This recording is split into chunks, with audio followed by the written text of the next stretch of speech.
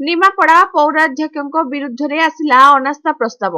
निमापड़ा राजनीति वर्तमान सरगरम गलीकंदी चली जोरसोर रे चर्चा।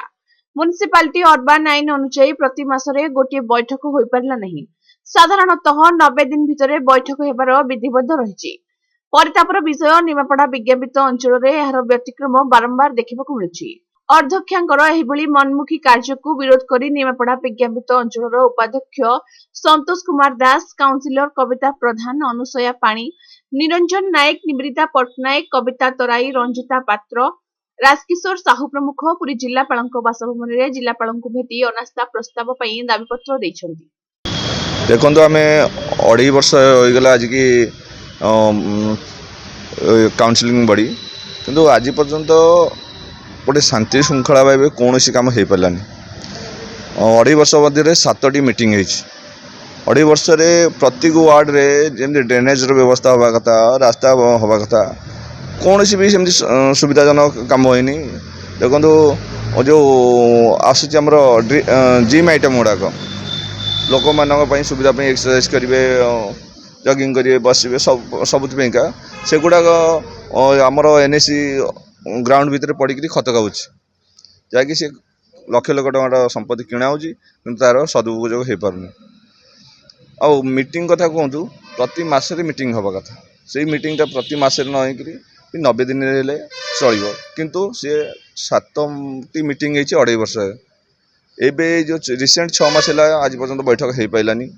अध्यक्षा को पचारे अध्यक्षा कभी रही था व्यस्त अच्छी अध्यक्षा भुवनेश्वर रुहति निमापड़ा रही निमापड़ा एनएसी किसी उन्नतिमूलक कार्य करेंगे। जदि गोटे लोक भुवनेश्वर भुवनेश्वर आसो निमापड़ा प्रति मासरे कि 1.5 मास थे आसवे ऑफिस रे बुलवे जहाँ फाइल थब से दस्तखत होगा से फाइल आणिक आसवे देवे ना एमती प्रोब्लेम सकाशे आम आज समस्त सबू काउंसिलर मैंने एकाठी हेलु आउ अनास्था कि जिला परिषद पाखे नवेदन कर निमापड़ा म्युनिसिपालिटी अच्छी बड़ डाक्तखाना जेहेतु बहुत अवहेलित अवस्था चलती निश्चिंत निश्चिंत बड़ मेडिकल आमर देखिए सी आहार केन्द्रटे होती आहार केन्द्रटे सुचारू रूप चली पारना हॉस्पिटल रे डॉक्टर ना गोटे डॉक्टर ही सफिशिएंट केतले यही रिसेंट रे लोक मैंने जो कुर्मी औषध खाई छुआड़ाक पड़ते से 7 जन पिला जो आसी विकल सहकारी कांदुले से डॉक्टर नथिले जणिया डॉक्टर मुझे उपस्थित थी। सो एचआर को फोन कली फोन करने सत्ते से कहले पठाऊँ डॉक्टर आसिक से गोटे डॉक्टर आड़े 150-200 पेसेंट ठिया छाड़ी एम देखिले पूरा असुविधा निमापड़ा उपमुख्यमंत्री प्रभाती परिडा मेडिकल जाइए सब तदारख करते बहुत कम दिन में डाक्तर जोगदेवे कहते तो हाँ ना डेपुटी सीएम कथा अनुसार डॉक्टर आसिले 3टी डॉक्टर प्रतिदिन रहिले किंतु तांकर इंचार्ज जो पचारि सर डॉक्टर कुआड़े गले ना एग्जाम अच्छी से आसी ना। तो अध्यक्ष जो अच्छा आज जो अनास्था प्रस्ताव देते तो अध्यक्ष एग्नेशन कौन पे अनास्था प्रस्ताव दिगला अध्यक्षांकर सुचारू रूप कौन कम होनी। देखिए ड्रेनेज व्यवस्था विभिन्न समस्या मौलिक सुविधा मिलूना साधारण लोक को आम जो मैंने काउंसिल जीतिक आसलु लोक किसी करने से गुड़ा सी किसी करूना। विभिन्न कंट्राक्टर हो जो दलीय भितर कंट्राक्टर मान पैसा नहीं काम कर अदर को कंट्राक्टर साधारण पकई ता फाइल पड़ला तो से पीसी दिले ही कम हम ना 2 मास 3 मास 6 मास पर्यटन भी पाखे फाइल पड़ी अच्छी। निश्चिंत माननीय जिलापाल पाखे आम भरोसा अच्छी आटा सफल हम। आज जिलापाल पाखरे आम नवेदन पत्र नहीं 8टी काउंसिलर आसीचु। दीर्घ एनएसी रे 5 वर्ष कार्य करिबार आमर सीमित रही ता भीतर 2.5 वर्ष पूर्ण हो गलानी।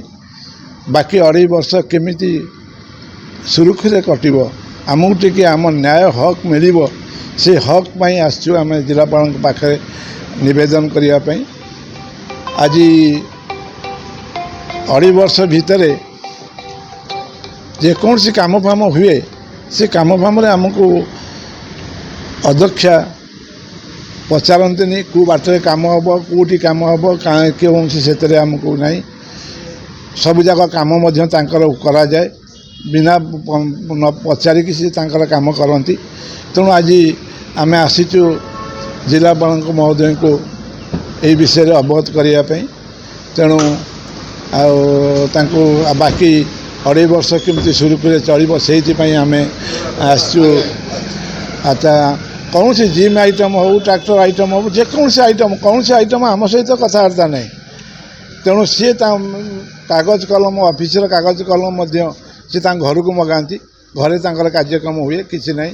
ଭାରି ଦୁଃଖ ଏବଂ ବିଷୟ, ନିମାପଡ଼ା ଯେଉଁ ଟେଣ୍ଡର କାମ ହେଉଛି, କିଛି ଗରିବ ପିଲାମାନେ, ଯେଉଁମାନେ ଅନଏମ୍ପ୍ଲଏଡ଼ ପିଲାମାନେ କିଛି କାମ କରି ଚଳିବା ପାଇଁ ଚେଷ୍ଟା କରୁଛନ୍ତି, ସେ ତାଙ୍କର ସୁବିଧା ଲୋକ ନହେଲେ ସେ ଟେଣ୍ଡରକୁ କ୍ୟାନସଲ୍ କରିଦେଉଛନ୍ତି। ଏଇଟା ଭାରି ଅସୁନ୍ଦର ଲାଗୁଛି ଆମକୁ।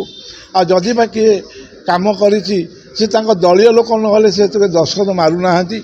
ବିଶେଷ କରି ଯେଉଁମାନେ ଲେବର ଶ୍ରେଣୀ ଲୋକ ରହିଲେ, ଡେଲି ୱେଜ୍ରେ କାମ କରନ୍ତି, ସେମାନଙ୍କର ମଜୁରୀ ମିଳେନି। ଆଜ୍ଞା, 25 ତାରିଖ 26 ତାରିଖ ହେଇଯିବ, ତାଙ୍କୁ ମଧ୍ୟ ଗୋଟେ ବାରମ୍ବାର କହିଲେ ମଧ୍ୟ 1 ମାସ 1.5 ମାସ ପରେ ତାଙ୍କୁ ଦରମା ମିଳୁଛି।